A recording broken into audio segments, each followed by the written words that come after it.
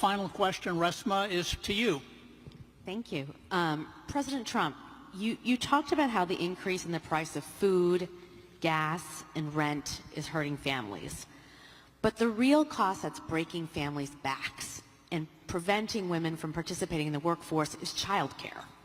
Childcare is now more expensive than rent for working families and is costing the economy more than $122 billion a year, making it one of the most urgent economic issues that is facing our country. In fact, the cost of childcare is outpacing the cost of inflation, with the majority of American families of young children spending more than 20% of their income on childcare. One thing that Democrats and Republicans have in common is that both parties talk a lot about what they're going to do to address the childcare crisis, but neither party has delivered meaningful change. If you win in November, can you commit to prioritizing legislation to make childcare affordable?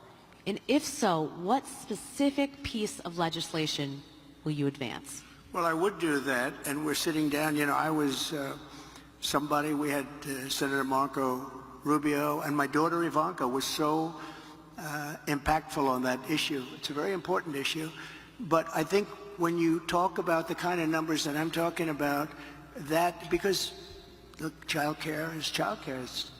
There's something, you have to have it. In this country, you have to have it.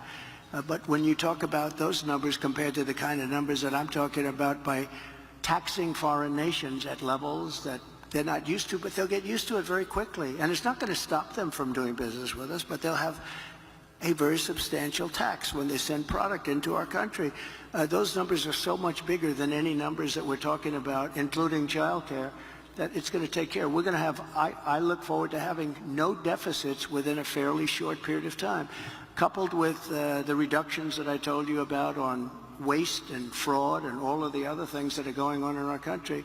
Because I have to stay with childcare. I want to stay with childcare, but those numbers are small relative to the kind of economic numbers that I'm talking about, including growth, but growth also headed up by what the plan is that I just told you about.